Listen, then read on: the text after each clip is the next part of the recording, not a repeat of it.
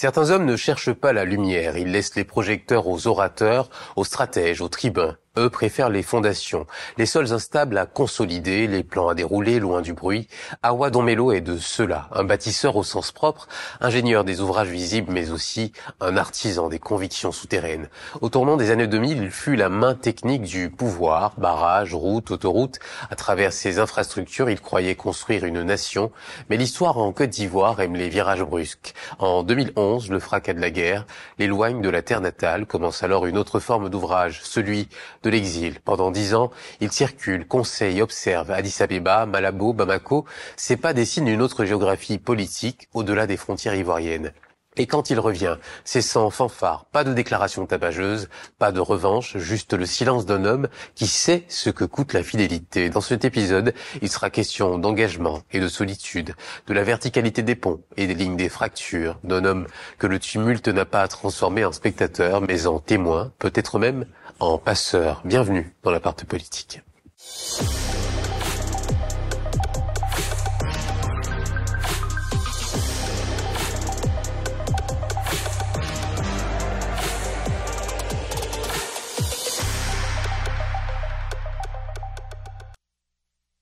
Bonsoir, monsieur Awa Donmelo. Bonsoir. Bienvenue dans l'appart politique. Alors, ce soir, il a pris un peu vos couleurs. On en fait un peu chez vous aussi avec des éléments qui reviennent sur des étapes de votre vie, des moments significatifs, des personnes significatives.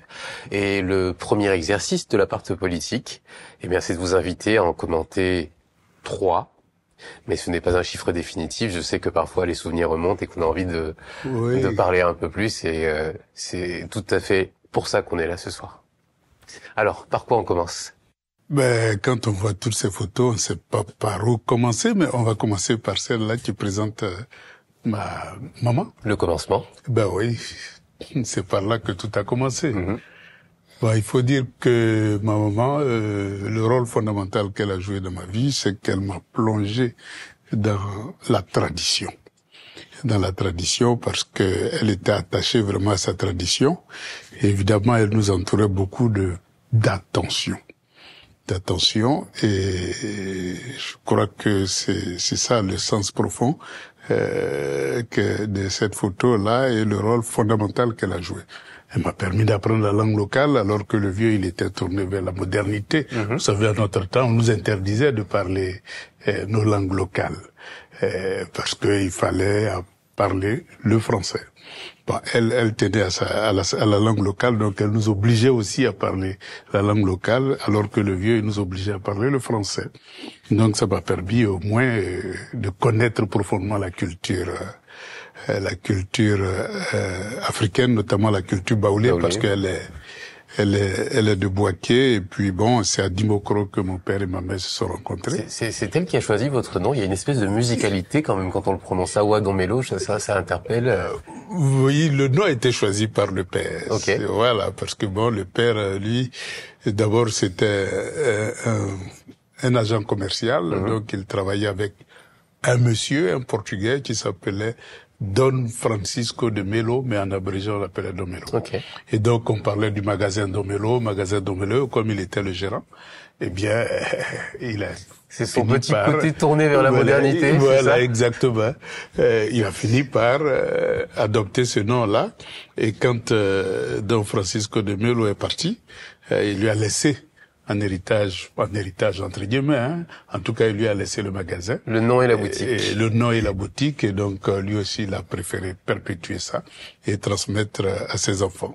Alors que la maman, elle était beaucoup plus tournée vers la tradition. Donc quand j'étais né, 3e enfant après 2 garçons, donc étant le 3e de même sexe que les 2 premiers, elle a tenu à m'envoyer au village, à me faire baigner dans l'eau sacrée, le bain sacré, etc., parce que c'est que ça, on les appelle l'inguessan, et elle tenait à ça. Moi, le côté qui m'intéressait, c'est qu'après, on vous donne à vous seul un poulet. Vous voyez, j'ai hésité à vous poser la question parce que je me suis dit, est-ce que je vais commettre un impair? Est-ce que vraiment je ne connais pas les noms baoulés? Alors vous m'apprenez quelque chose, ça vient plutôt c'est un nom portugais, c'est ça? Donmelo, c'est un nom portugais. Portugais, oui, voilà, c'est ça. Awa, c'est un nom c'est ça.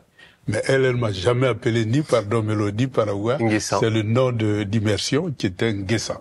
Donc elle m'appelait toujours Nguessan et les gens étaient toujours surpris. Alors ensuite, de qui parle-t-on? Cette photo, c'est mon grand frère, mon aîné, l'aîné de la famille.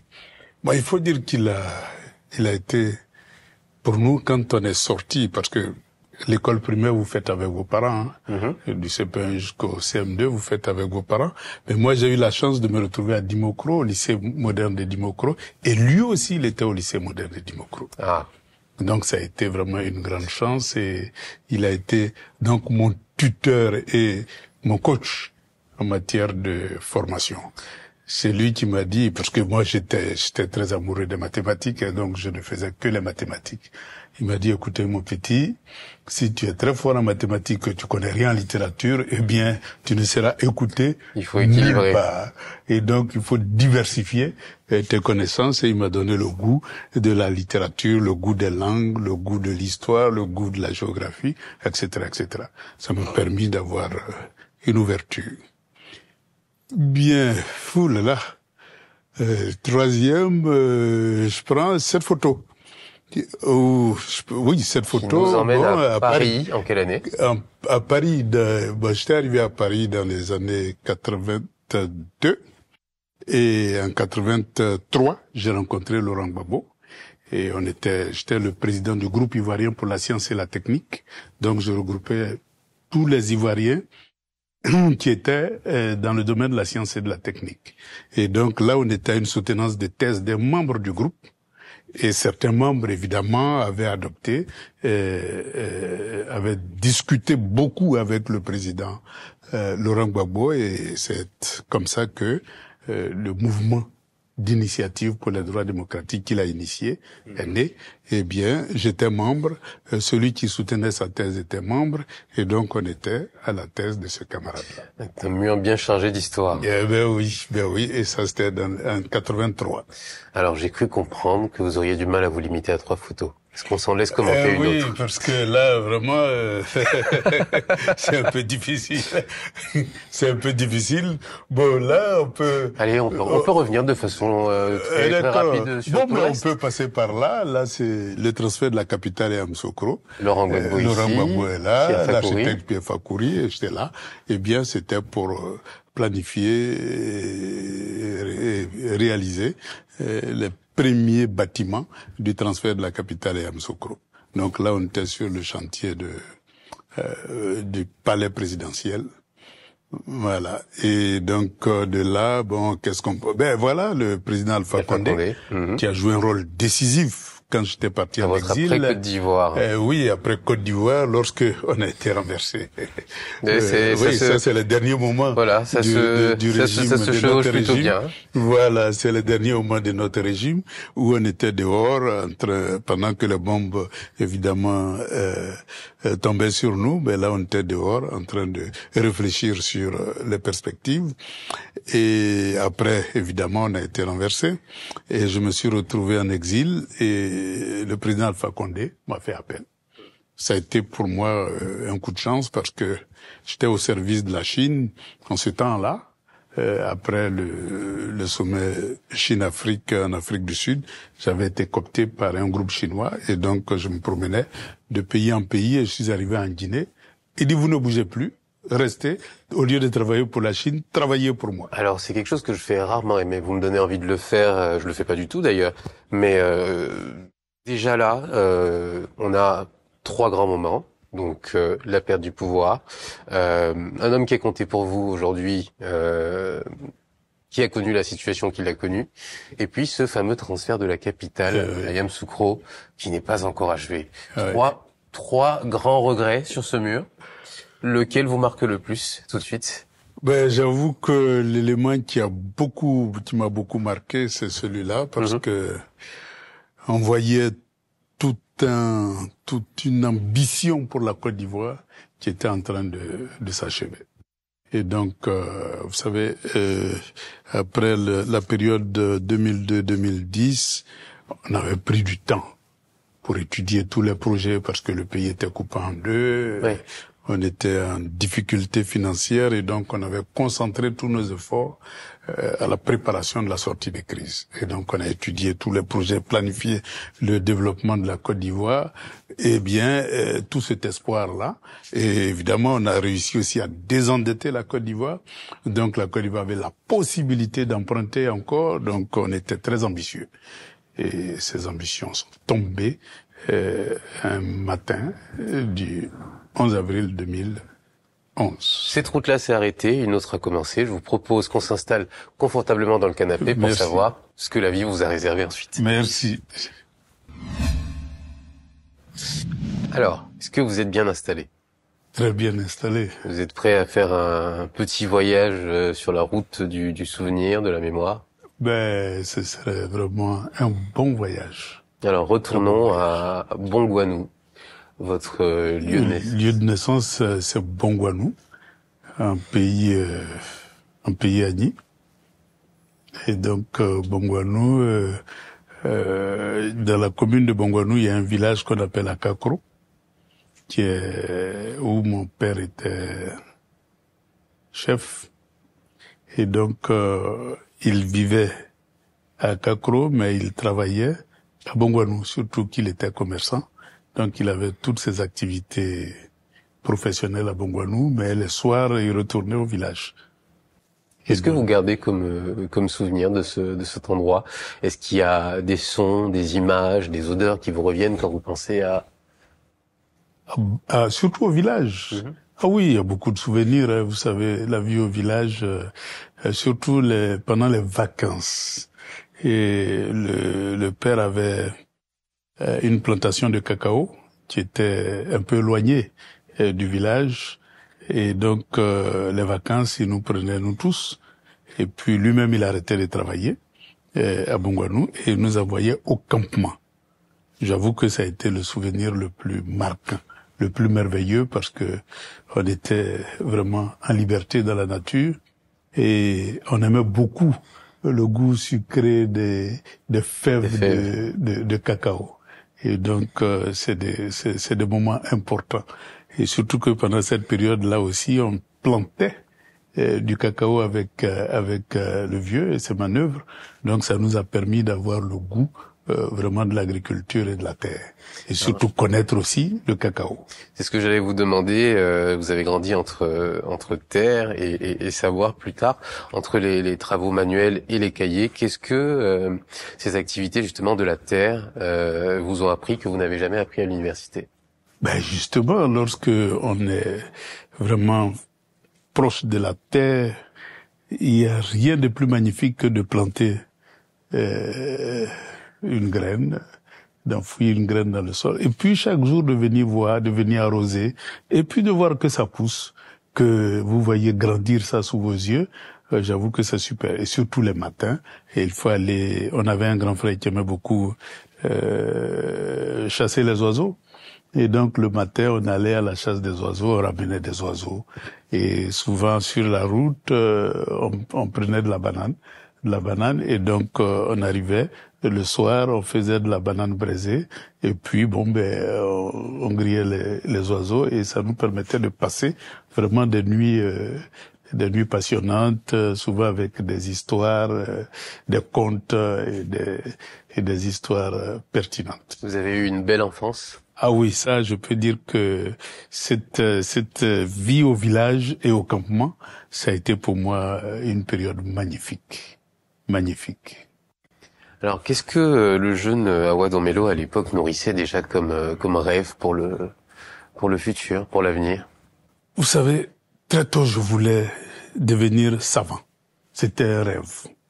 Parce que mon grand frère, il avait me raconté l'histoire d'Einstein, l'histoire de Newton, l'histoire de tous ces grands savants-là, qui me nourrissaient et qui me faisaient rêver. Et donc, j'avais envie d'être comme eux. Et donc, très tôt, j'avoue que ma passion pour tout ce qui est science technique, était complètement assise. Était assise parce que il ne cessait de me raconter les grandes découvertes qui ont bouleversé le monde. Et en même temps, moi, ça me nourrissait dans la passion surtout des sciences. Et il m'a dit, Si tu veux faire de la science, il faut maîtriser les mathématiques, sans hésitation. Et c'est comme ça que j'ai adoré les mathématiques et ça m'a permis d'avoir un parcours. Moi, il faut dire qu'il avait aussi une technique simple. Il a dit, petit frère, c'est pas compliqué. Si tu veux être meilleur à l'école, eh bien, aie 2 années d'avance sur tout le monde, avant même que l'année ne commence. C'est comme ça qu'il m'achetait des livres, c'est-à-dire quand j'étais en 6e, il m'achetait des livres de 5e, 4e, et en vacances, il me formait. Il me formait aux classes supérieures, et pendant que j'allais aborder la classe de 6e, il me donnait des cours de mathématiques de 5e, des cours de mathématiques de 4e, et donc j'avais toujours 2 ans d'avance sur tout le reste. Bon, les gens pensaient que j'étais un génie, mais bon, c'est comme si vous triplez une classe, il y a plus de secrets. C'est une période donc à laquelle vous vous autorisiez à rêver, une période peut-être, je sais pas, chaque période a ses défis et ses difficultés, mais peut-être plus facile. Est-ce que vous avez le sentiment aujourd'hui que notre jeunesse, notre génération a toujours cette faculté-là aussi de rêver, de se projeter, ou alors notre temps nous vole ce bonheur? Ben, je crois que l'environnement a beaucoup changé. Il reste encore parce que je rencontre beaucoup de jeunes talentueux qui sont très amoureux de la science et de la technique. Moi, c'est ces enfants-là que j'adore. Voilà. Et j'en rencontre. Mais, en termes de pourcentage, il faut dire que beaucoup aiment beaucoup plus maintenant s'amuser que d'apprendre. Alors quand je vois des jeunes garçons pendant les vacances abandonner les livres et s'adonner aux autres activités non livresques, j'ai un pincement au cœur parce que c'était pas du tout mon enfance et j'aimais pousser ces jeunes-là à s'adonner beaucoup plus à la science et à la technique, même pendant les vacances. Et je leur disais, si vous voulez être meilleur, eh bien, ayez 2 ans d'avance sur tout le monde. C'est le conseil. Mais il reste quand même quelques-uns qui sont encore passionnés et qui brillent. Moi, je suis un peu tous ces jeunes-là qui brillent et quand je tombe sur un, en tout cas, je ne lâche pas. Alors c'est ce qui a défini votre vision dans la vie, rêver, travailler. Qu'est-ce que vous avez fait comme parcours? Ben, il faut dire que j'ai fait l'école primaire à Kakro. Dans un village, et puis après la classe de 6e, j'ai eu l'entrée en 6e, très jeune.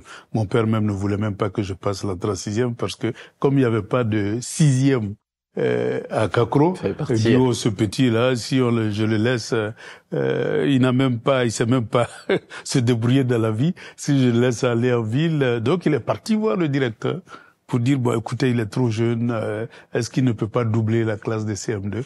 Il dit, mais vieux, ben, vous le voyez jeune, parce que vous, c'est votre enfant. Mais chez nous, ici, on le voit comme quelqu'un qui est capable de faire une classe de 6e. Et c'est comme ça que il y avait vous savez, quand vous avez 10, 11 ans, il y avait des exceptions, parce qu'il fallait avoir un certain âge pour passer à l'entrée en 6e. Nous, on nous faisait passer par exception. Et donc, c'est comme ça que je suis allé en 6e au lycée de Dimbokro, où, heureusement, mon grand frère était déjà là-bas. Et donc, il m'assistait quand j'étais à l'école primaire. Il a continué à m'assister quand j'étais au collège. Et ça a été pour moi une expérience très enrichissante. Et j'ai rencontré vraiment des amis très merveilleux. Et aussi des amis qui étaient devenus après que j'avais découvert qu'on était parentés. Parce que bon, toute la région, il y a de grandes familles, souvent qui s'interconnectent, mais quand vous êtes au collège, vous ne savez pas toujours si vous êtes amis ou des parents. J'ai rencontré par exemple Monsieur Yves Yaoukwame, qui est aujourd'hui roi des Abrons. Je dis roi des Abrons, roi des Amdo. Et il m'a dit, toi petit là, tu vas être mon ami. Il était en 4e, moi j'étais en 6e. Vous savez, en 6e, souvent on nous secouait, c'est comme on dit. C'est-à-dire à la rentrée, ben tous les enfants de la classe de 6e, on leur faisait faire des boulots, on devait respecter la volonté des adultes, donc ils nous faisaient faire n'importe quoi. Lui m'a appelé dans la rue, dans la cour, il m'a dit, toi tu seras mon ami. Et donc, on est resté ensemble Et après, on a découvert qu'on était des cousins. Ben, c'est des expériences comme ça. Ça a été très passionnant. Et puis, bon, ben, c'est comme ça qu'on a fait le collège, 6e jusqu'en 3e. Et puis, en seconde, bon, moi, j'avais choisi l'option seconde C. Ben, en seconde C, il n'y avait pas de première C ni de terminale C à Dimokro. Donc, ceux qui réussissaient à passer en première C, on les envoyait au lycée classique de Bouaké. Et donc, après la seconde C, eh bien, j'ai été affecté au lycée classique de Bouaké. Bon, heureusement aussi, c'était la ville de ma maman, et son village aussi n'était pas loin de Bouaké. Donc, un peu, je me retrouvais encore en famille à Bouaké. Ça a été aussi une expérience intéressante parce que j'étais à l'internat à Bouaké. Et puis, pendant les congés ou les week-ends, j'allais au village. Donc, je retrouvais le cadre villageois. Mais à Bouaké, ce qui était frappant, c'était les mangues.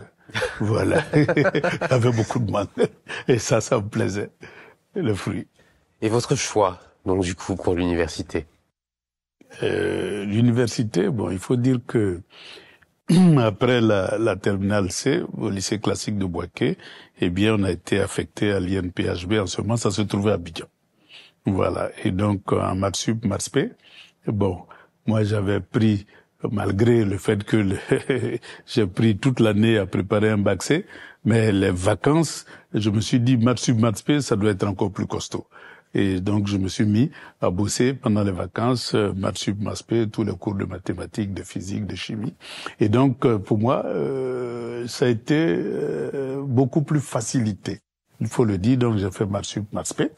Et puis après, j'ai passé plusieurs concours, dont le concours d'entrée en cycle ingénieur de l'INPHB, et j'ai passé un autre concours pour être ingénieur géomètre, mais là il fallait que j'aille à Paris, et j'avais été aussi admis à ce concours-là.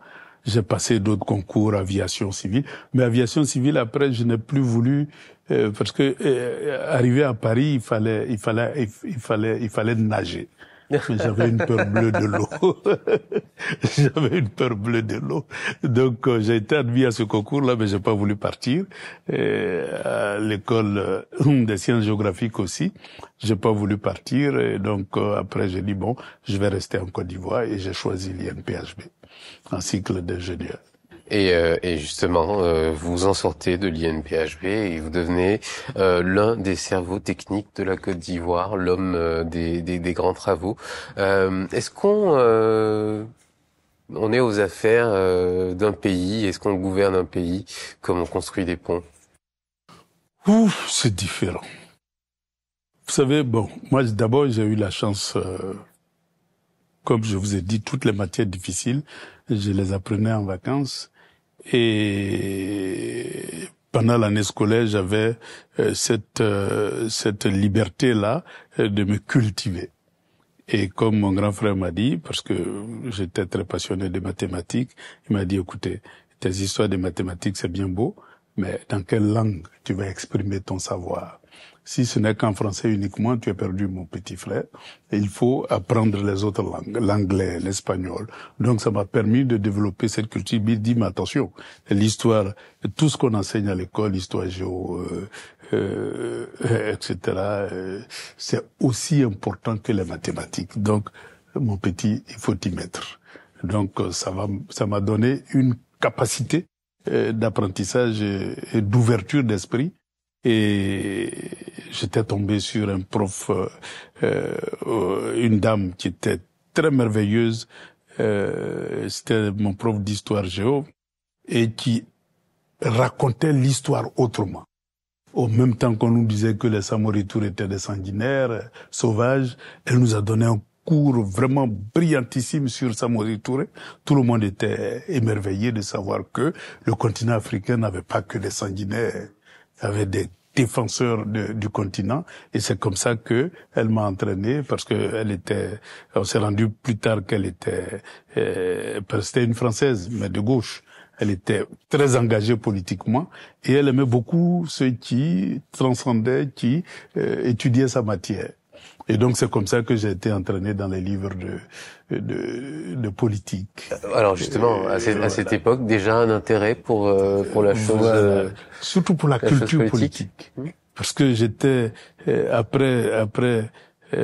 j'étais engagé à connaître l'histoire de l'Afrique, l'histoire de la Côte d'Ivoire, l'histoire de l'Afrique, les grands leaders africains, les Kwame Nkrumah, les Julius Nyerere, les Amilcar Cabral, et donc tous ces grands noms-là, eh bien, j'ai appris à les découvrir dans les livres d'abord, et puis ensuite je me suis intéressé à l'engagement politique quand j'étais à l'INPHB, où on avait créé une cellule politique où on invitait des personnalités politiques comme les Hadi Zaouarou, les Laurent Gbagbo, le Burkinabé qui a écrit le magnifique livre d'histoire générale sur l'Afrique, Joseph Kizerbo, qui était venu à l'INPHB. Et donc c'est comme ça qu'on a commencé à côtoyer ces grands noms qui, en ce temps-là, étaient vraiment les prolongements de tous les grands combattants et de tous les grands leaders africains que j'avais découvert aussi dans les livres. Donc c'était une continuité physique de quelque chose d'intellectuel. Et vous sentiez déjà que la bascule allait peut-être se faire oui, à ce moment-là? Très tôt, j'avais senti... Vous savez, quand on est à l'INPHB, par exemple, bon, moi j'étais en cycle d'ingénieur, je voulais, comme je dis, j'avais pour rêve d'être un savant. C'est-à-dire, apprendre les formules que les autres ont découvertes, c'est mieux, mais découvrir soi-même les formules, c'est ça qui me passionnait. Comment se fait-il que dans tous les livres, il n'y a que des noms français, américains, anglais, mais il n'y a pas de noms africains? C'était pour moi quelque chose d'inacceptable. Et donc, je voulais poursuivre un cycle doctoral. On m'a dit non, ici, là, on vous forme pas pour aller chercher ou inventer. Ça m'a révolté. Voilà, ça m'a révolté. J'ai dit, mais pourquoi? On dit non, on vous forme à appliquer ce que les Blancs ont déjà découvert. Ils ont tout découvert. Vous n'avez plus rien à découvrir. Vous n'avez qu'à appliquer. Et ça m'a révolté. Et c'est comme ça que mon militantisme s'est accentué. Voilà, je me dis, c'est pas possible qu'un tel système puisse empêcher les Africains de développer leur génie. Et donc, pour moi, la lutte contre, je vais dire, cette situation-là était devenue un impératif pour permettre l'émergence des scientifiques et des techniciens africains. Donc, je suis rentré un peu en politique par la fenêtre de la science et de la technique. Alors justement, l'un des grands moments de votre parcours, celui dont on parle encore aujourd'hui, c'est votre passage par le Bénin. Oui. Bon, il faut dire que... Il se passe beaucoup de choses entre-temps, mais... Oui, il faut dire que c'était la continuité. Bon, vous savez, à Paris, on avait créé le groupe ivoirien pour la science et la technique. Et c'est comme ça que j'ai rencontré Laurent Gbagbo, puisqu'il était parti en exil dans les années 82. Et moi, j'étais à Paris pour poursuivre mes études. Et puis, quand il est venu, il a commencé à rencontrer... Enfin, il avait popularisé son livre pour une alternative démocratique. Et donc, on l'avait beaucoup lu, nous qui étions un peu dans les partis politiques de gauche en France et qui militions. On est tombé sur son livre et on a cherché à le connaître, à le croiser. C'est comme ça que, on l'a rencontré et il nous a proposé un projet. Il dit, il faut qu'on démocratise la Côte d'Ivoire. Bon, pour nous, les communistes, c'est un peu bizarre. Parce que pour nous, le mot démocratie, c'était à la limite un totem. Voilà. Et donc, quand il a proposé son projet, c'était choquant. Mais en même temps, c'était curieux. Il fallait donc discuter avec lui. Et c'est comme ça que, progressivement, on est rentré au Front populaire ivoirien, la branche parisienne du Front populaire ivoirien, avec les Guy Laberty, les Lorignon Maurice, et un certain nombre de camarades Fin Albert. On était un groupe de 5, mais on se retrouvait régulièrement chez Guy Laberty, sur sa table à Formica, qui reste encore mémorable. Voilà comment je suis rentré en politique ivoirienne. Du Parti communiste français, je suis rentré au Front populaire ivoirien, et du Front populaire ivoirien, quand je suis venu, c'était encore sous le parti unique, mais quand je suis venu, il m'a conseillé de rencontrer Simone, son épouse, et c'est comme ça qu'elle est venue m'accueillir à l'aéroport d'Abidjan, directement à Bouaké pour m'insérer dans une base du Front populaire ivoirien, et c'est comme ça qu'on a commencé à militer. De 85 jusque dans les années 90, multipartisme. On a continué la lutte jusqu'à la conquête du pouvoir en 2000, et en 2000, j'ai été nommé directeur général du Bureau national d'études techniques et de développement. Alors, on va y revenir, mais vous me dites quelque chose qui me donne envie de vous poser une question. Compagnon de lutte quasiment des premières heures, qu'est-ce que ça vous fait de voir aujourd'hui les chemins séparés qu'ils ont pris politiquement? Vous savez, la vie politique, pour nous qui avions étudié la politique dans les livres, c'est pas surprenant. Vous savez, les mouvements de gauche se sont diversifiés avec le temps. Depuis la première internationale socialiste dans les années 1884 jusqu'à aujourd'hui, il y a eu beaucoup, je veux dire, de divisions de groupes de gauche, de groupes socialistes. Donc c'est tout à fait normal. Quand on est dans ce mouvement de gauche-là, la diversification, parce qu'il y a tellement de spécificités et de nuances idéologiques que le commun du militant de gauche ne connaît pas, mais il y a des différences. Et ces différences-là font que souvent, on se met ensemble quand il y a convergence, et puis on se sépare quand il y a divergence. Mais c'est ça la dynamique de gauche, hein. Vous voyez, en France, c'est toujours la même gymnastique. Vous avez des socialistes, vous avez des sociodémocrates, vous avez des communistes, des verts, etc. Mais chacun développe une partie de sa vision du monde. Et donc, dans des périodes très importantes de l'histoire politique, eh bien, tous ces groupes-là ont tendance à se regrouper et trouver une formule, une base commune opérationnelle qui permet d'agir ensemble tout en marchant séparément. Alors, on revient donc sur ce passage au Bénin. Quand vous regardez aujourd'hui le paysage ivoirien, qu'est-ce qui reste de dans ce paysage-là, de votre passage au Bénin? Ben, je crois que ce que j'ai apporté au Bénin, il faut dire que j'ai pris le Bénin suite à Tidiane Thiam. Bon, Tidiane Thiam a fait quelque chose de très important, c'est que quand il était venu, c'était d'abord un établissement public. Il a transformé en société d'État des droits privés pour éviter que ça soit dissous, parce que c'était la période de privatisation, des liquidations des sociétés qu'on trouvait surendettées, etc. Mais il a tourné la situation et il a transformé en société d'État de droit privé, ce qui faisait que la société d'État pouvait maintenant opérer au niveau national et au niveau international. Et en même temps, il a innové en matière de financement de projets, en introduisant le partenariat public-privé, etc., ce qui faisait que même en période de crise, on peut faire des grands travaux. Parce qu'on n'a pas besoin forcément des ressources publiques. On peut faire appel à des bailleurs de fonds et à des opérateurs privés, monter des projets qui soient bancables et puis lancer ces grands projets-là. Et donc, cette technique-là et ces innovations m'ont permis, quand je suis arrivé, malgré la crise assez profonde qu'on a traversée de 2010 jusqu'à chose, de lancer le Bénin, non seulement au niveau national, parce qu'au niveau national, on a initié de très grands projets sans ressources en comptant uniquement sur des financements privés. Donc le transfert de capital, c'était un montage qui permettait à l'État de financer le transfert de la capitale sans faire appel au budget de l'État. C'est comme le Grand Abidjan, c'est comme tous les grands projets qui ont été initiés. Et donc, comme la Côte d'Ivoire était dans une situation un peu difficile, on a innové pour rendre l'entreprise rentable et pouvoir continuer à financer les grandes études en Côte d'Ivoire pour préparer la sortie des crises. Eh bien, on s'est déployé en Afrique. Donc, on a implanté le Bénin dans plusieurs pays africains pour accompagner ces pays-là dans le pilotage des grands projets. Il faut dire que ça a été une expérience intéressante parce que les pays africains n'ont pas cette expérience-là de grands projets par les Africains.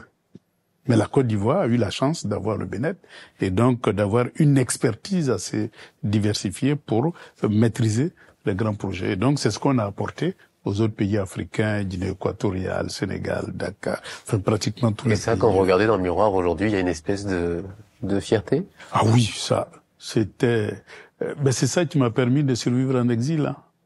C'est avec, je vais dire, cette exportation du Bénet-là qui m'a donné beaucoup de contacts, puisque quand vous allez dans les pays pour gérer les grands projets d'un pays, eh bien, vous avez contact direct avec le président de la République. Parce que les grands projets, ça se gère directement dans les pays africains avec les premiers responsables. C'est comme en Côte d'Ivoire. Le Bénin est rattaché à la présidence et c'est avec le président de la République qu'on gère les grands projets. Et c'est la même chose dans tous les pays. Et donc, ça m'a donné beaucoup de contacts, beaucoup d'ouverture, beaucoup de relations que je suis exploité. Et donc, j'ai quitté la Côte d'Ivoire, mais je continue à gérer des projets quand j'étais sorti de la Côte d'Ivoire après notre chute en 2011. Alors justement, quand on gère ce genre de projet, plutôt avec la casquette ingénieur sous nos cieux, est-ce que on peut être neutre ou alors il faut finir par choisir un camp? Non, on peut pas être neutre. On peut pas être neutre parce que d'abord, les grands projets, il faut les identifier. Et on les identifie surtout par rapport à une vision, une idéologie, un idéal. Et donc, c'est par rapport à cet idéal-là, généralement inspiré par les premiers responsables, que vous identifiez les projets. Et donc, vous planifiez, vous identifiez, vous planifiez, vous programmez, et vous faites les études. Mais par rapport à une vision. Si vous êtes panafricaniste, vous allez privilégier les projets d'interconnexion. Si vous êtes socialiste, vous allez privilégier le logement, l'éducation, logement, santé. La santé, l'éducation, l'économie, je vais dire, telle que l'agriculture, l'industrie, enfin bref, tout ce qui peut créer de l'emploi, puisque le socialisme a pour objectif quand même le plein emploi. Donc tout ce qui peut générer de l'emploi fait partie des priorités. Et donc lorsque vous planifiez le développement d'un pays, que vous identifiez des projets, c'est par rapport à une idéologie. C'est pas séparé. Et donc moi je choisissais les pays qui avaient la même idéologie que moi pour les assister à monter des projets et à chercher le financement pour les développer. Donc c'est comme ça que je suis arrivé à Guinée, qui a été pour moi une très belle aventure. On va y revenir. Oui. Mais quand vous partez de la Côte d'Ivoire, quand vous lancez tous les projets, quand vous avez cette vision pour le pays et que ça y est, un beau matin, c'est la fin du monde, connu tel qu'on l'a connu. Déchirement par rapport de devoir partir. Ah oui, ça a été. Vous savez, l'exil. Ce qui fait mal quand on est en exil, c'est l'impossibilité de venir chez soi quand on veut. Ça fait mal. Je me souviens une fois, j'étais au Ghana et puis j'avais un ami ghanéen qui voulait venir en Côte d'Ivoire, donc je l'ai accompagné jusqu'à la frontière du Ghana. Et lui, il est rentré en Côte d'Ivoire, sans problème évidemment. Mais moi, Ivoirien, je ne pouvais pas rentrer en Côte d'Ivoire. Ça, c'est des expériences qui sont très douloureuses. Et vous êtes séparés de vos enfants, vous êtes séparés de votre femme, vous êtes séparés de vos parents, vous êtes séparés de vos amis, vous êtes séparés. C'est comme si vous étiez vous étiez en prison. Liberté et en prison. Voilà, vous êtes en liberté, vous devez vous créer un nouvel environnement, mais en même temps, vous êtes isolé de ceux pour qui vous avez de l'amour, de l'affection, des liens familiaux très forts, des liens amicaux. Vous vous séparez vraiment de ce qui fait de vous un homme social, tout simplement. Et ça, c'est une expérience qui est très douloureuse. Ça vous a changé? Qu'est-ce que ça vous a volé de... Ça développe le patriotisme à un niveau très élevé. Pour dire, il n'y a de richesse que sa mère patrie. Parce que vous sentez le manque, le besoin d'avoir un chez-soi. Et donc, cette expérience-là, elle est unique. Elle est unique parce que quand vous êtes en Côte d'Ivoire, vous êtes ivoirien, et que vous vivez au quotidien, ben vous ne percevez pas ce que ça signifie perdre son pays, ou être séparé involontairement de son pays. Parce qu'il y a des Ivoiriens en exil, enfin, pas en exil, mais qui sont à l'extérieur de la Côte d'Ivoire, qui vivent même hors de la Côte d'Ivoire, qui peuvent aller et venir, mais qui n'ont pas envie de vivre en Côte d'Ivoire. Il y en a. Mais ne pas être capable de venir et aller involontairement habiter dans un autre pays, c'est un déchirement. Et là, à partir de ce moment précis, tu te dis, il n'est pas plus important dans la vie d'un individu que son pays. Donc, il faut tout faire pour préserver ce pays-là. Et il faut tout faire pour ne pas que cela se répète pour quelque Ivoirien que ce soit. Alors, on va revenir un peu sur la vie politique et la notion de fidélité en politique. Vous avez été un fidèle parmi les fidèles de Laurent Gbagbo. Qu'est-ce qui vous a lié à lui au-delà de la politique? C'est essentiel. D'abord, il faut dire que Laurent Gbagbo était quelqu'un qui aimait les débats. En tout cas, quand il était à Paris, il aimait les discussions, il aimait les échanges intellectuels. Il voulait transmettre sa foi en ce qu'il croyait de plus important. Je vais vous donner un exemple. Lui, il avait très tôt opté pour une société démocratique. Il voulait que la Côte d'Ivoire devienne une société démocratique. C'était pas mon choix.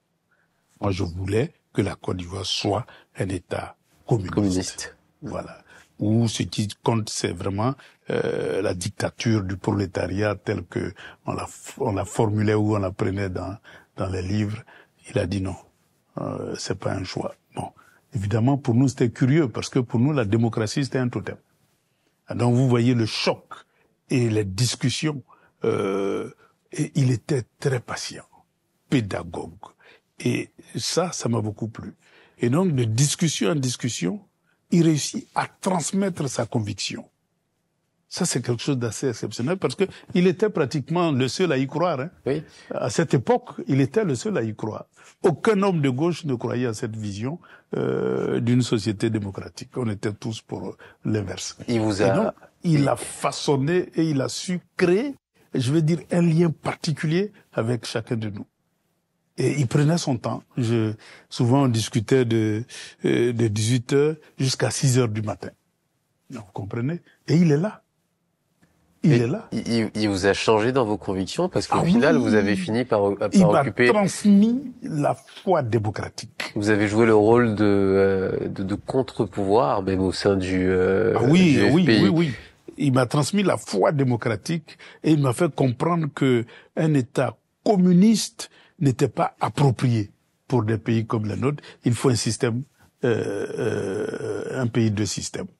Voilà, c'est-à-dire un secteur socialiste très fort à côté d'un secteur libéral très fort et qu'il y ait la synergie. Et il m'a évidemment, la lutte contre l'impérialisme, ça c'était, je vais dire, la formation qu'on recevait dans les cours communistes. Et donc, tout ce qui est franc CFA, tout ce qui est l'armée française, la présence de l'armée française en Afrique, ça, on avait ça en commun. Parce que aussi bien lui et que nous, communistes, on avait ça en commun. Et je crois que c'est ça même qui nous a rapprochés davantage. Donc la lutte contre la domination étrangère en Côte d'Ivoire, ça c'était le point commun qui nous a rapprochés. S'il n'y avait pas ça, peut-être qu'on ne serait jamais tombé d'accord sur quoi que ce soit. Alors, au-delà de l'exil, vous êtes resté loyal pendant que peut-être d'autres ont pris d'autres chemins. Qu'est-ce que ça vous a coûté? Vous savez, quand on a une conviction, on est prêt à payer tous les prix. Moi, j'avoue que la formation que j'ai reçue, dans ma formation politique, j'ai appris que quand on choisit la politique, il faut s'apprêter à tous les sacrifices. Et donc, c'est pas surprenant de tomber, de se relever, de perdre ceci, cela. D'abord, je n'étais pas attaché à quoi que ce soit, franchement. Et donc, pour moi, ça m'a coûté, je vais dire, ma conviction. Je vais dire, ça m'a coûté ce que ça doit me coûter pour les convictions que je défendais. Parce que lutter contre l'impérialisme, ça a laissé beaucoup de morts sur son chemin. Donc ça, on le savait. Et on savait que on pouvait finir dans n'importe quelle condition d'existence. Donc ça coûtait cher, mais quand on s'engage en connaissance des causes, on connaît tous les risques qui nous attendent. Donc pour moi, les risques et les expériences malheureuses ont été des leçons, de très belles leçons d'ailleurs, et les expériences heureuses ont été... C'est ça aussi le choix de la fidélité, c'est accepter l'homme et parfois et aussi surtout ses erreurs. Accepter l'homme, non, accepter son idéologie. Ouais. J'avoue que si on n'avait pas la même idéologie, on se serait jamais rapproché. Parce que, écoutez, à Paris, quand on milite, on cherche pas à prendre le pouvoir, parce le fou était tout puissant sous le parti unique. Donc, on cherchait beaucoup plus à faire partager nos convictions aux jeunes générations, pour que la Côte d'Ivoire plus tard puisse être transformée. Donc, si on n'avait pas la même conviction, on se serait jamais rapproché. Mais c'est parce qu'on avait les mêmes convictions. Et donc, c'est une fidélité à une conviction. Il faut le souligner. Et donc, c'est cette fidélité-là qui a fait que, en tant qu'individu, on a pu se rapprocher et rester ensemble. Et tant qu'il est resté fidèle à cette ligne, eh bien, on a été toujours côte à côte. Vos routes se sont à un moment séparées. Je crois on est en 1904, non, est-ce qu'on est en 96 ou en 2000? 96. Oui, en 1996, justement, ouais. Quand cet organisme-là, à l'intérieur du FPI, est mis en place pour s'assurer d'un certain équilibre et que finalement il disparaît. Je crois que c'est un gros choc pour vous. Et vous avez ce discours sur lequel on a réussi à mettre la main, en tout cas par écrit, et je l'ai lu, on le fera lire aux téléspectateurs aussi, qui est quand même assez fort. Vous décidez de claquer la porte et de créer votre propre mouvement. Oui, oui. Ben, c'est ça la gauche, hein. Comme je vous ai dit, à gauche, on se sépare. La gauche, c'est comme l'accordéon. Qu'est-ce qui s'est passé? Il faut dire qu'après la chute du mur de Berlin, eh bien, la gauche était partagée. Voilà. Après la chute du mur de Berlin, beaucoup, et surtout après l'offensive des multinationales au niveau mondial pour créer un monde hégémonique, eh bien, l'Union soviétique, qui constituait un peu, je vais dire, le tuteur de la gauche à l'international, s'était effondrée. Donc la gauche internationale n'avait plus de tuteur à la hauteur des ambitions. Donc certains, au niveau de la gauche, ont dit, il faut momentanément renoncer à la lutte anti-impérialiste et rentrer dans la mondialisation. Voilà. Ça, c'était ce que pensaient certains. Et nous autres, on a estimé que il y a eu recul, mais que tôt ou tard, ça va revenir, donc il faut résister. Donc c'était les deux conceptions. Voilà. Et parce que pour nous, le système capitaliste était mort il y a longtemps. Je veux dire, on a proclamé sa mort dans tous les livres communistes, et il fallait se battre pour installer une société socialiste. Et donc pour nous, si ça revient, ça ne peut qu'être momentané, ça va repartir. Donc il fallait résister. Donc voilà un peu comment est-ce que le FPI est rentré en crise idéologique, il faut le dire, puisque cette période-là, eh bien, il y avait certains qui défendaient, je vais dire, l'hégémonie occidentale, et qui estimaient que la seule façon pour arriver au pouvoir, c'était de rentrer dans les rangs de la mondialisation. Et nous autres, on estimait que si c'est ça, ça vaut pas la peine de continuer, parce qu'il faut former les générations à ce qui va venir, c'est-à-dire résister, former pour une société souveraine et anti-impérialiste. Et donc, nous qui avions choisi ça, le débat a eu lieu, faut le dire franchement, le débat a eu lieu, et on a été mis en minorité. Une minorité que vous avez acceptée. Voilà. Et quand on est en minorité, il faut assumer. C'est ça aussi le jeu démocratique. Quand on est en minorité, il faut assumer. Donc on a assumé notre minorité, mais on était en apprentissage démocratique. Il faut le dire, parce que souvent on a l'impression que la démocratie, elle est innée. Non, la démocratie, c'est comme former un médecin, c'est comme former un ingénieur, ça s'apprend. Et donc, les valeurs démocratiques, souvent, sont très, très, très mal vécues à son début. Et donc, le droit à la différence n'était pas rentré dans les habitudes. On est sorti du parti unique, donc les gens avaient la culture du chef. Et le chef, quand il a pris une position, tout le monde doit suivre. Or, en démocratie, on peut avoir des positions, différentes. C'est ça le droit. Ça crée la vitalité. Je me suis rendu compte avec cette expérience que le droit à la différence n'est pas naturel. Ça s'acquiert, ça s'apprend. Apprendre à respecter l'opinion de l'autre et à débattre malgré nos différences et cohabiter ensemble, eh bien, c'est pas quelque chose de facile. Voilà ce qui a expliqué à un moment donné que il y a eu un peu de chasse aux sorcières en quelque sorte. Et il y a eu beaucoup de clashs et finalement on s'est dit écoutez, si c'est comme ça, il faut sortir et puis laisser la paix s'installer à l'intérieur du parti. Et puis le jour où on va retrouver la vision qu'on a toujours partagée, mais on va se mettre ensemble. Et donc, on a lutté contre l'alliance FPI RDR. Pour nous, c'était pas quelque chose de viable. L'alliance, on peut faire des alliances, mais à condition que chacun garde sa spécificité idéologique. On peut s'allier sur un point, par exemple, se battre pour des élections justes et transparentes. Ça, c'est des liaisons, communes. Mais lorsqu'il faut changer de programme pour épouser le programme de l'autre, tout simplement parce que on veut gouverner ensemble, là il y a des limites. Parce que on va en politique pour un idéal, pour un projet de société. Si ce projet-là n'est plus partagé, eh bien chacun prend son chemin. Et le jour qu'on va partager le même projet, on se mettra ensemble. Et donc, au point de vue dynamique d'évolution de la pensée en Côte d'Ivoire, il faut dire que à un moment donné, les souverainistes étaient minoritaires en Côte d'Ivoire. La notion même de souveraineté était un peu perçue comme quelque chose de rétrograde face à un monde qui se mondialise. Voilà. Et donc, nous, les souverainistes, on a été mis à minorité, écrasés par une grande majorité. Et ça a été le début d'une crise à l'intérieur du FPI.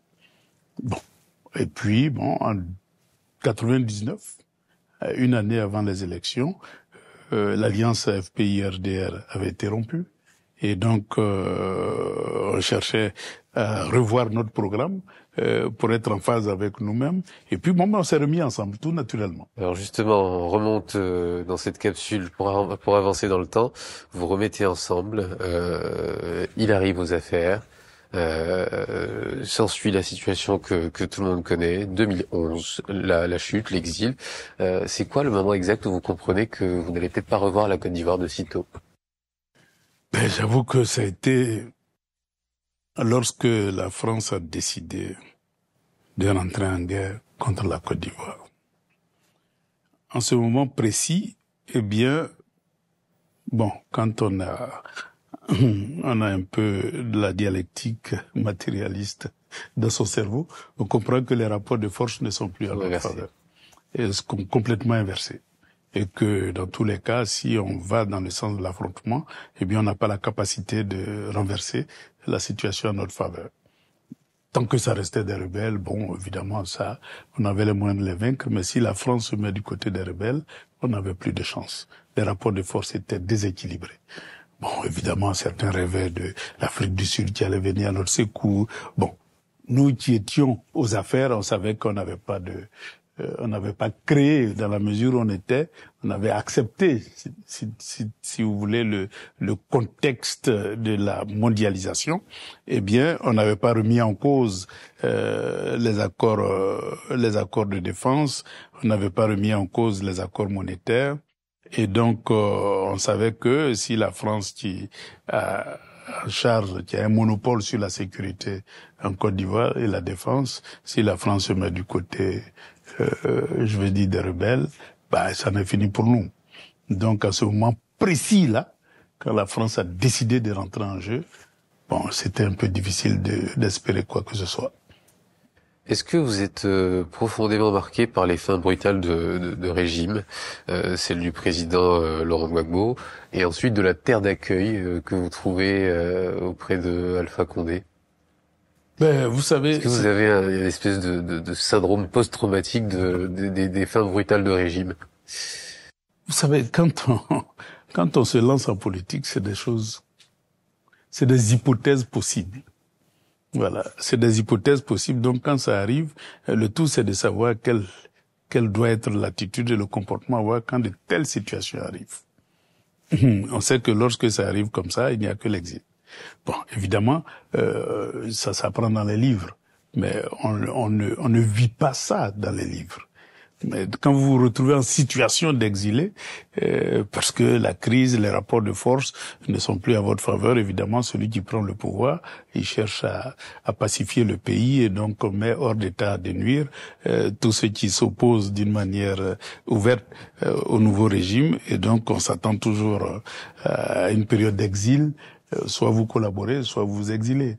Et donc, ou bien vous restez dans la lutte interne, mais dans ce cas, c'est pas facile. Donc, quand on part en exil, on vit maintenant ce que c'est que l'exil. On vit. Et lorsque vous avez un bras tendu, comme celui du président Alpha Condé, et qui vous remet sur le terrain du développement d'un pays, j'avoue que j'ai tissé avec lui une forte symbiose, comme je l'avais ici avec le président Laurent Gbagbo, surtout pour le pilotage des grands projets de Guinée. Et ça a été pour moi une expérience extraordinaire. J'ai créé la même structure que le Bénet là-bas, et j'ai fait recruter des Guinéens que j'ai fait former par le Bénet d'ici, avec un accord entre le Bénet de là-bas. Bon, évidemment, je pouvais pas venir en Côte d'Ivoire, mais les accords ont été conclus au niveau ministériel et présidentiel, et donc on a eu l'assistance des experts du Bénet et même certains ingénieurs du Bénet qui étaient déjà à la retraite. On les a fait venir comme des formateurs. Et ils ont mis en place tout un Bénet guinéen qui a permis de faire les études, toutes les études de développement de la Guinée, et donc de programmer le développement de la Guinée sur une dizaine d'années, et en même temps d'avoir des dossiers bancables qui ont permis de négocier des lignes de crédit pour financer le développement du pays. Ben là aussi, évidemment, ça a été une expérience interrompue. Ça a été, bon, c'est ça aussi la vie politique, hein. Au moment où la Guinée prenait véritablement son envol, parce qu'ils avaient développé le secteur minier, réglé les problèmes d'électricité, d'eau, de téléphone, bref, tous les problèmes basiques que la Côte d'Ivoire n'avait pas, mais que la Guinée avait. Eh bien, tous ces problèmes basiques-là étaient en train d'être réglés. Beaucoup étaient réglés. Maintenant, il fallait attaquer le gros volet des infrastructures. Route, rail, chemin de fer, autoroute, pont, etc. Où on avait réussi à monter les projets, à mobiliser une ligne de crédit de 20 milliards de dollars sur à peu près 10 ans. Et donc, le développement de la Guinée était vraiment sur les rails, parce que une fois que vous avez les projets, que vous avez le financement, ben le reste c'est un travail d'ouvrier, hein, donc ça va beaucoup plus vite. Et donc la Guinée était vraiment dans sa trajectoire de décollage quand il y a eu le coup de 2021, qui a été pour moi encore une expérience aussi douloureuse, parce que quand tu vois un pays qui va décoller et qui est freiné dans son élan de décollage, ça fait très mal. Mais bon, vous savez, c'est ça aussi les lois de la politique. Et donc après le coup d'arrêt au niveau de la Guinée, ça marque un autre tournant dans votre vie.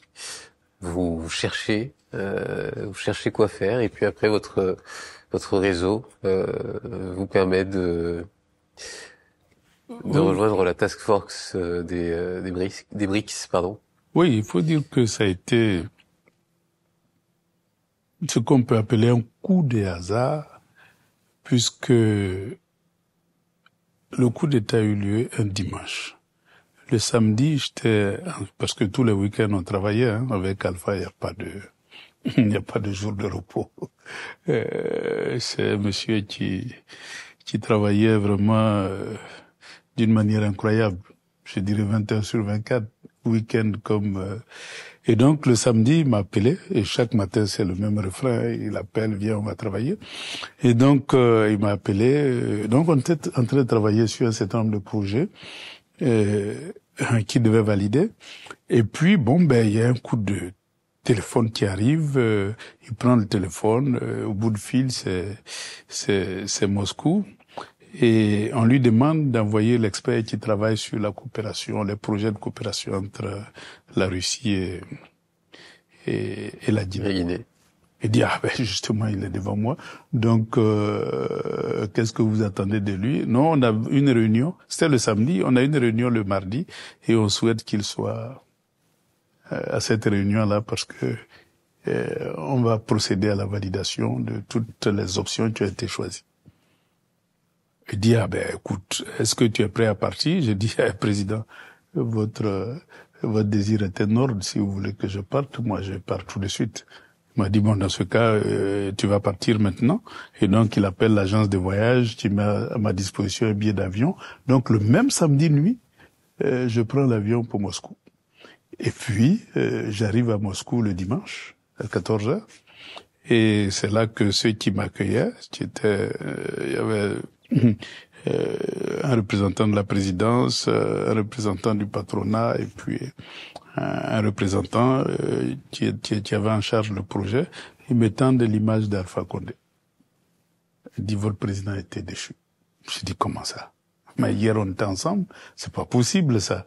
Donc j'appelle, je mets en marche mon téléphone, j'appelle le directeur du protocole, je dis, mais qu'est-ce qui se passe? Il dit, ici c'est pas bon, hein, et que la situation est très mauvaise. Je dis, bon? Donc c'est vrai que le président était renversé. Il dit, oui, c'est presque fait. Bon, donc j'avoue que ma mission n'avait plus de raison d'être. Mais c'est là que, ceux qui m'ont accueilli m'ont dit, écoutez, on va vous loger d'abord, puisque j'étais plus en mission, donc j'étais plus pris en charge par l'ambassade de la Guinée. Il dit, on va vous loger d'abord, et puis vous allez passer cette nuit tranquillement, et puis le lundi, on va venir vous chercher pour qu'on s'entretienne. Donc on me loge, et puis cette nuit-là, ça a été dur quand même, hein, parce J'imagine. que je sais pas, je suis indésirable dans mon propre pays. Le pays d'accueil, la Guinée, vient de me fermer ses portes. J'étais là toute la nuit pensif, en train de réfléchir. Et le lendemain, ils viennent me chercher. Et puis, on va directement au bureau de Roscongress, qui est un peu une structure qui est chargée de faire la promotion des entreprises russes à travers l'Afrique. Et c'est un d'eux là qui était en train de coopérer avec la Guinée. Et donc, on va là-bas. On dit, présentez quand même nous le projet. Donc, je présente le projet entre la Guinée et Moscou. Il valide. Et puis après, il dit, puisque vous pouvez plus retourner en Guinée, est-ce que vous pouvez faire la même chose pour les autres pays avec lesquels on est en coopération en Afrique? Je dis, écoute, tant mieux. Donc voilà comment j'ai saisi l'opportunité et puis je reste à Moscou. Je reste à Moscou et donc j'assiste, disons, les hommes d'affaires sur un certain nombre de projets en Afrique. Et puis là, il y a eu la crise ukrainienne après. Et donc la coopération entre la Russie, puisque la Russie était sous sanction de l'Occident, et donc ses relations financières avec les pays africains étaient devenues difficiles, puisque toutes les relations passent par l'Europe. Et même tous les vols passent par l'Europe, les transferts de fonds, les échanges monétaires passent par l'Europe, tout passait par l'Europe. Et même le commerce tout court, c'est pas à travers l'Europe que ça se faisait. Donc cette sanction-là ne pouvait plus permettre à la Russie de coopérer directement avec l'Afrique. Et donc ils m'ont demandé de rejoindre les BRICS, puisque les BRICS, ça permettait d'avoir des relais.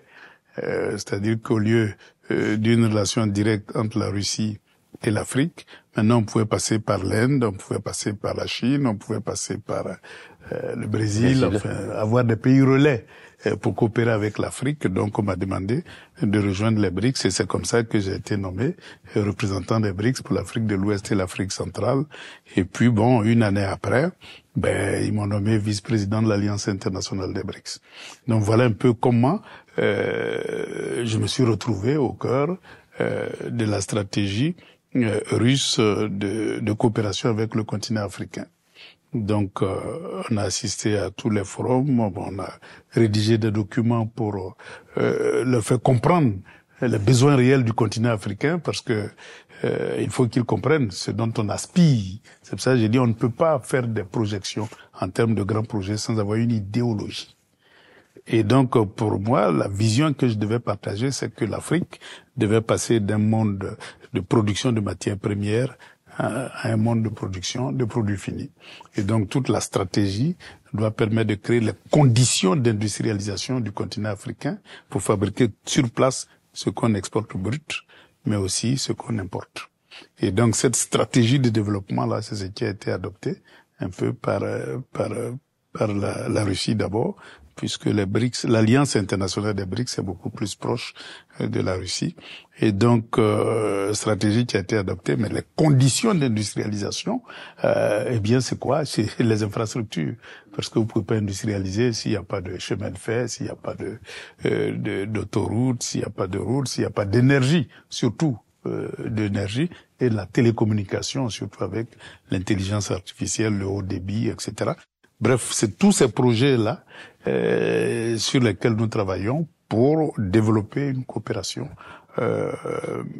stratégique entre l'Afrique et les BRICS. Alors beaucoup se posent la question de savoir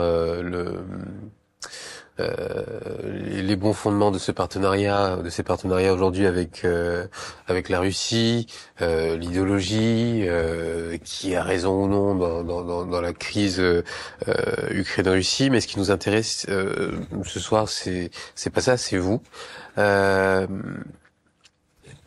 Toute cette expérience-là, quand on part de chez soi, qu'on ne peut plus revenir, quand le pays d'accueil aussi a un problème, est-ce que justement cette espèce de réseau de pays d'intervention pour l'amélioration, est-ce que ça en fait des petits pays à vous aussi? Est-ce que il y a un sens plus profond à votre besoin de développer, d'arranger? Est-ce que c'est un peu chez vous aussi partout l'Afrique aujourd'hui? Ah oui. J'avoue que ça a été l'expérience la plus enrichissante. Parce que finalement, on voit que les problèmes en Afrique sont pratiquement les mêmes. C'est les mêmes, dans le fond, c'est les mêmes problèmes. D'abord, le problème de sécurité. Vous savez, les pays qui ont été, l'Europe est rentrée en Afrique par effraction. C'est pas parce qu'on voulait que l'armée française vienne en Afrique qu'elle est arrivée. Et donc, il y a eu, une série de massacres. Et lorsqu'on a pris les indépendances, on constate que tous les pays qui voulaient leur souveraineté, les chefs d'État ont été liquidés, tout simplement. Mais tout ceci est fomenté par l'armée française. Donc, pour nous, la question sécuritaire est une question importante pour sécuriser le développement même de la souveraineté et des États africains sur le plan économique, surtout sur le plan économique et sur tous les autres plans culturels, etc. Et donc, la stratégie aujourd'hui russe, c'est la même stratégie qu'elle a développée après la Seconde Guerre mondiale. La Russie a contribué fortement, je dirais même que la Russie a libéré l'Europe. Et la Russie a contribué à l'indépendance des pays africains. Et d'une manière décisive. Et donc, aujourd'hui, nous nous retrouvons à peu près dans le même contexte. Voilà, où évidemment la Russie essaie de proposer un monde multipolaire où les souverainetés des États sont garanties. Et donc les pays qui sont d'accord se mettent ensemble pour créer les BRICS. Et donc vous avez aujourd'hui 10 pays membres des BRICS où les rapports sont vraiment des rapports de respect des souverainetés d'autrui. Et donc peut poser la question de l'invasion ukrainienne, mais encore une fois sur les questions de souveraineté. Mais bon, c'est pas là le oui, sujet bon, ce soir. Je peux développer, mais je pense que c'est pas là le problème. Oui. Sinon, on va perdre du temps ici. Alors. Mais le plus important, c'est l'idéologie. Aujourd'hui, les pays membres des BRICS soutiennent fortement des pays qui veulent s'assumer, qui veulent mettre fin à l'hégémonie occidentale telle que ça a été développé après la chute du mur de Berlin et la disparition de l'Union soviétique. On a vu une offensive occidentale à travers le monde. Tous les pays ont plié. Tous les partis de gauche ont plié pratiquement. Il n'y avait plus véritablement de résistance à part la Chine, parce que même la Russie avait plié à un moment donné sous Yeltsin. La Russie était complètement dominée par les États-Unis dans pratiquement tous les secteurs stratégiques. C'est Poutine qui est venu reprendre et redonner la souveraineté économique à la Russie. Mais la Chine a été le seul pays, enfin le seul grand pays. Il y a eu Cuba, il y a eu d'autres pays, mais la Chine a été vraiment le foyer de résistance à l'hégémonie occidentale. Et donc c'est l'expérience chinoise qui a été à un moment donné partagée par tous les pays membres des BRICS. Et aujourd'hui, le respect de la souveraineté de tous ces pays-là est au cœur. Et les échanges sur la base des accords qu'on développe, qu'on crée, eh bien, constituent vraiment la base de la coopération au niveau international, dans le respect des souverainetés. Vous signez un accord, si vous voulez plus vous amuser sans que on vienne vous agresser. Et donc voilà, donc remplacer, si vous voulez, l'agressivité occidentale par un monde beaucoup plus libre, beaucoup plus souverain. Et donc nous, au niveau de l'Alliance internationale des BRICS, qui est l'instrument de promotion des idéaux des BRICS en Afrique et dans le monde, non BRICS, eh bien notre rôle, c'est de partager cette vision, je vais dire, de souveraineté. Et je pense que ça nous met, moi qui m'occupe de l'Afrique, ça me met vraiment en contact avec les réalités du continent africain. Et lorsqu'on parle de panafricanisme, ce n'est pas un vain mot. C'est une réalité parce que tous les pays africains sont spécialisés. La Côte d'Ivoire est spécialisée dans le cacao, la Guinée dans la bauxite, le phosphate pour le Togo, le fer pour la Mauritanie. Et donc, chaque pays peut développer, je vais dire, une filière dans laquelle elle a été spécialisée. Et puis, d'une manière complémentaire, on peut créer une économie continentale qui soit entièrement souveraine. Et donc, c'est cette vision-là qui constitue pour nous un idéal, mais aussi un idéal porté par les BRICS pour que l'Afrique devienne un pôle dans un monde multipolaire. Votre regard s'illumine quand vous parlez de développement, de coopération, de souveraineté. Est-ce qu'il y a d'autres choses qui vous passionnent en dehors de tout ça? Pendant votre temps libre, vous faites quoi? J'avoue que pendant mon temps libre, je lis et je discute et j'échange pour partager ma passion. J'ai cru que vous alliez me dire que vous écoutiez de la musique aussi. J'avoue que j'écoute de la musique vraiment quand je veux lâcher prise. Alors, lâchons prise, parce que ce soir, on demande à nos invités de ramener un objet qui a une valeur sentimentale pour eux, que ce soit d'un point de vue de leur parcours politique ou tout simplement personnel. Et votre objet ce soir, c'est regard sur le passé. On est sur un 35 tours de jazz. Disons, c'est vraiment de la musique guinéenne. Jazz guinéen? Oui, c'est de la musique guinéenne, vraiment très rythmée. Mais au-delà de la musique, vous savez, lorsque à travers la musique, on raconte une histoire qui vous éclaire sur un pan du passé du continent africain, j'avoue que c'était pour moi, cette musique-là, Regard sur le passé, j'avoue que je passais ça en boucle. Hein. Quand j'écoutais ça, ça passait en boucle jusqu'à ce que je m'endors, parce que ça me forme, ça m'éveille, ça me réveille, et ça me fait jeter un regard différent sur toute l'histoire du continent telle qu'on nous a raconté la période coloniale. Même vos distractions, comme la musique, doivent vous stimuler Moi, intellectuellement. c'est ce genre de musique que j'adore. Vous lâchez pas prise du tout. Non, jamais. c'est des genres de musique que j'adore. Ouais. Parce que d'une manière silencieuse, sans effort, eh bien ça continue à vous éduquer, à vous former, à vous faire prendre conscience du passé et de l'avenir du continent. Ça me passionne, ce genre de musique. Et c'est ce genre de musique là généralement que j'écoute. Des musiques qui pour moi ont un sens.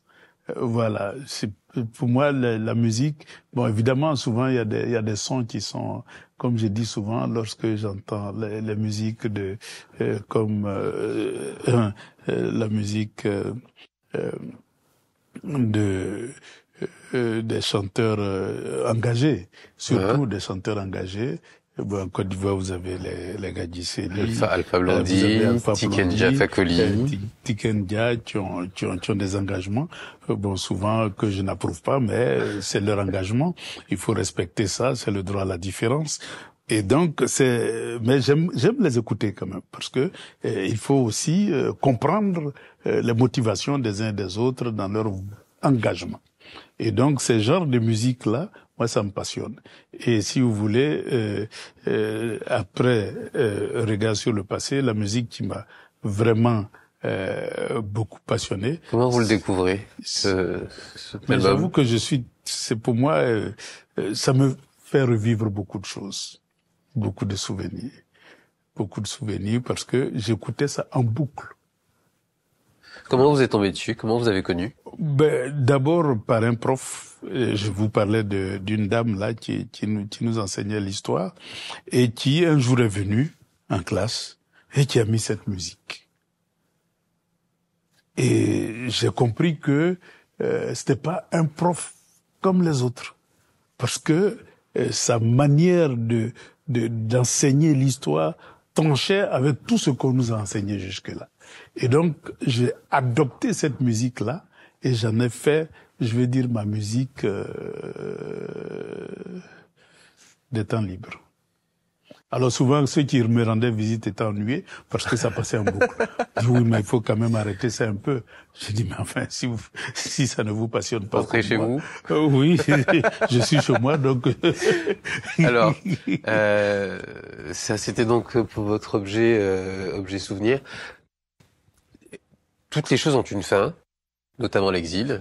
Vous êtes rentré en Côte d'Ivoire il y a juste quelques années. Hésitation au moment de revenir, happé par l'émotion en posant le pied sur la terre ivoirienne. Ah oui, ça a été un grand moment. Un très grand moment, parce que quand on a été coupé pendant si longtemps de son pays, auquel on rêvait régulièrement. Eh bien, le jour où, surtout après la libération de Laurent Gbagbo et son retour, pour nous, la porte était ouverte au grand retour de tous les exilés. Et donc, le jour où je suis arrivé à Abidjan, j'avoue que pour moi, c'était comme si on avait détaché ton corps de ton âme, de ton esprit, et qu'on recollait les deux. Voilà. L'âme était restée en Côte d'Ivoire. Évidemment, le corps et l'esprit, l'intellect étaient ailleurs. Et donc, c'est comme si l'âme retrouvait l'esprit et puis le corps. Alors aujourd'hui, qui êtes-vous? Est-ce que vous êtes toujours un homme politique ou un intellectuel en dialogue sur le temps long? J'ai adhéré au PPACI parce que d'abord pour justement me ressourcer avec la vie politique, puisque jusque-là en exil, j'étais beaucoup plus un homme d'État qu'un homme politique. Bon, c'est vrai, en exil, on menait aussi des activités politiques, mais je travaillais beaucoup plus avec les États qu'avec les organisations politiques. Donc pour moi, c'était un retour aux sources. Mais ce qui était important, c'est que on avait reconfiguré les fondements même du PPACI, du nouveau parti de Laurent Gbagbo, et la souveraineté était devenue le cœur de la stratégie du PPACI. Et pour moi, c'était comme, je vais dire, j'ai senti ça comme un nouveau départ, une renaissance de l'idéal qui avait été un peu éclipsé pendant l'offensive de la mondialisation. Et donc, la remise au goût du jour du combat pour la souveraineté, pour moi, ça a été un nouveau départ, une nouvelle passion. Ajouté au panafricanisme, moi qui suis membre de l'Alliance internationale des BRICS, en charge de l'Afrique, pour moi, c'était le bouquet, quoi. Et donc, j'ai choisi vraiment le PPACI. Et je crois que Laurent Gbagbo et moi, on n'a jamais été aussi en phase qu'à l'intérieur du PPACI, parce que là, on retrouvait, je vais dire, le combat tel qu'on l'avait envisagé au départ. Ouais. Et donc, comme on dit, la lutte continue. La lutte continue. Et donc, d'abord, comme j'ai dit, le retour, ça a été vraiment l'âme qui retourne au corps. Mais en même temps, politiquement, c'était la renaissance du combat tel que nous l'avons envisagé. Bon, il faut dire que les derniers moments du FPI au pouvoir, on avait compris que ce qui nous arrivait maintenant, c'était affronter, je vais dire, la domination française dans toutes ces dimensions. Et donc, on en a tiré toutes les leçons pour réécrire une nouvelle vision pour la Côte d'Ivoire et une nouvelle stratégie de lutte fondée sur la souveraineté. Petite digression, vous le sentez toujours animé par le même feu. Beaucoup le disent éteint, changé par son expérience. Vous le trouvez comment? La flamme. Vous savez, le rêve de la souveraineté, du panafricanisme, c'est pas un rêve, je vais dire, de maintenant. C'est un rêve que j'ai cultivé lorsque j'ai choisi de faire de la politique. C'est vraiment le choix de ce rêve-là que j'ai effectué. Et donc, voir que ça retourne dans toute sa splendeur, dans toute sa dimension, ça me fait revivre, si vous voulez. Et donc, pour moi, c'est en même temps une renaissance, une vraie renaissance. Et donc, la lutte continue. Et donc, lorsque vous êtes en face, évidemment, de plusieurs années d'expérience politique, vous en tirez quand même quelques leçons. Vous en tirez quelques leçons et vous dites aujourd'hui, le plus important, c'est la Côte d'Ivoire. Ce que nous devons préserver à tout prix, c'est la Côte d'Ivoire. Pour répondre à ma question, c'est que si vous le rejoignez, c'est que vous sentez que le feu est toujours là chez lui, c'est ça? Oui, mais pas un feu pour... Oui, non, le feu de l'idéologie. De l'idéologie. Oui, bien sûr. Voilà. Dans le respect du droit à la différence et surtout la préservation de la Côte d'Ivoire. Voilà. Le sens patriotique est devenu beaucoup plus alerte et l'intérêt général prend de plus en plus de pas sur l'intérêt partisan. Parce que le plus important, comme je dis, c'est la Côte d'Ivoire. C'est-à-dire que sur cette base-là, on se donne des limites quand même. Lorsqu'on sent que l'action que nous menons peut brûler la Côte d'Ivoire, on se dit j'ai pas envie de retourner en exil. Et donc ça vous donne une certaine limite dans votre vision, parce que vous avez vécu un traumatisme en sortant de la Côte d'Ivoire et vous n'avez pas envie qu'un Ivoirien revive cette même expérience-là. Et donc vous vous donnez des limites quand même. Et donc dans ces limites-là, on privilégie la Côte d'Ivoire même au détriment de soi-même. Voilà. Alors, dans la part politique, on a une tradition. Ces lettres qui sont sur la table à côté de vous. On demande à nos invités d'adresser une question à une personnalité politique de leur choix. Et avant vous, il y avait sur ce plateau Madame Arlette Banou qui a choisi de vous adresser cette question que vous allez trouver dans la lettre, si vous voulez bien la prendre et la lire, s'il vous plaît. Ah oui.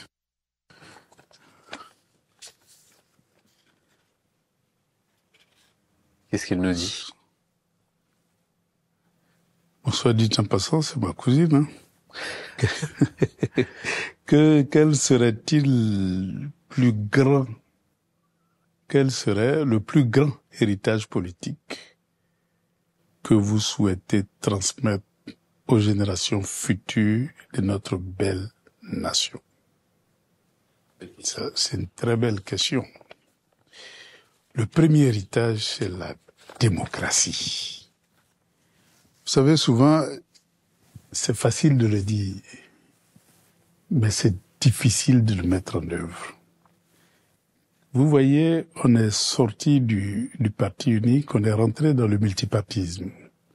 Mais quand vous voyez le comportement des partis au pouvoir, c'est comme si on avait un gouvernement d'un parti, par un parti et pour un parti, à l'exclusion des autres partis qui pratiquement sont privés de tout.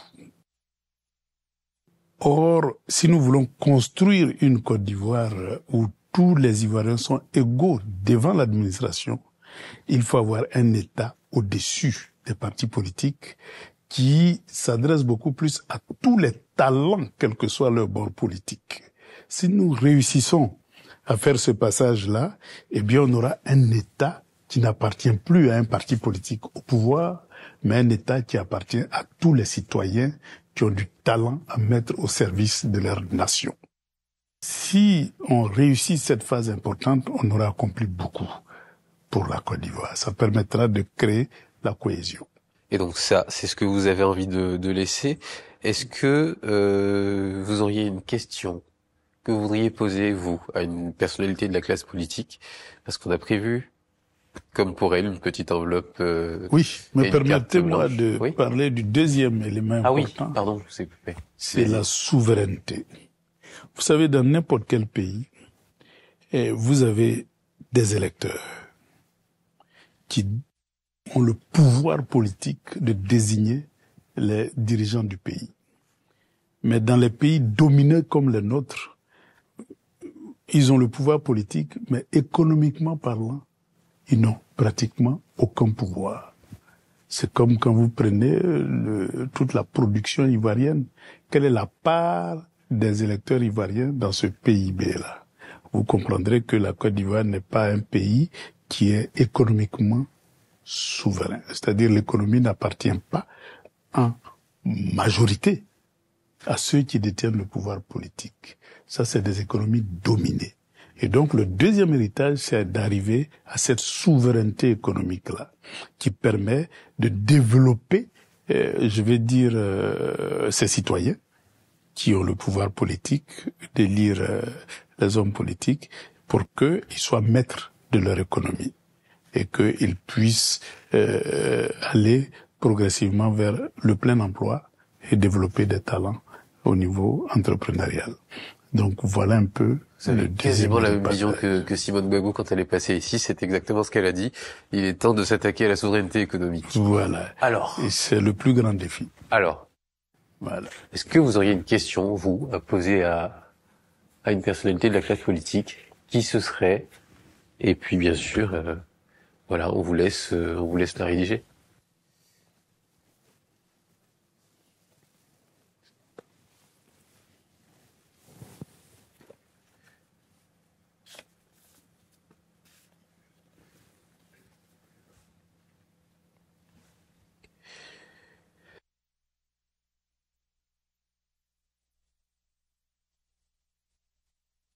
Alors, à qui vous adressez cette question et puis surtout, qu'est-ce que vous demandez? Bien, bon, j'adresse cette question évidemment au président de la République.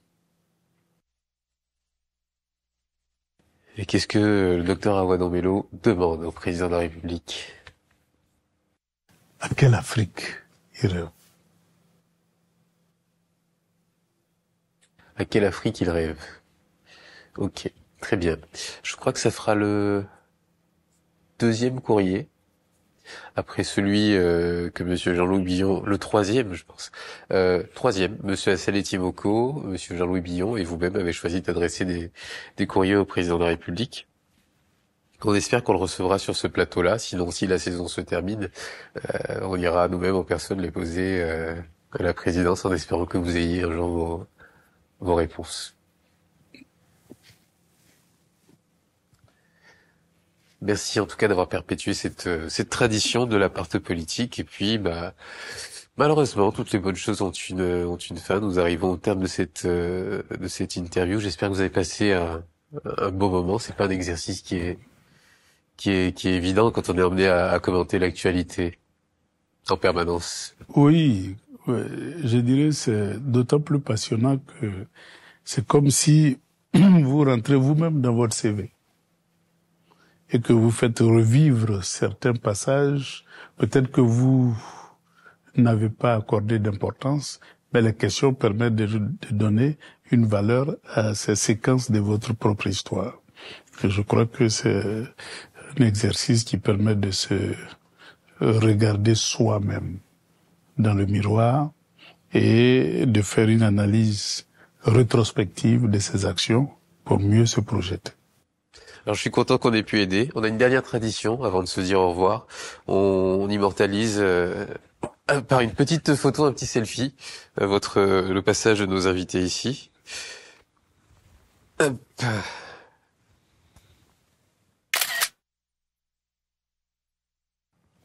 Voilà, merci pour ce moment. Merci.